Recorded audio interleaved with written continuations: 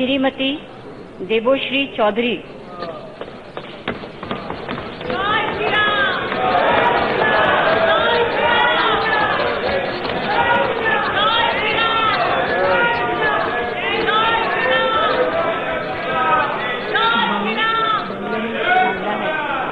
बांग्ला दे दो, बांग्ला।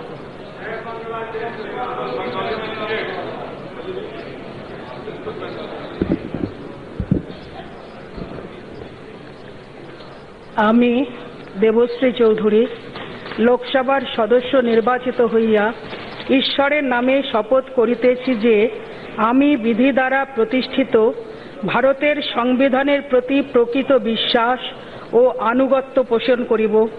আমি ভারতের সার্বভৌমত্ব ও সংহতি রক্ষা করিয়া চলিব এবং যে কর্তব্যভার আমার গ্রহণ করিতে চলিয়াছি তাহা আমি বিশ্বস্তভাবে নির্বাহ করিব।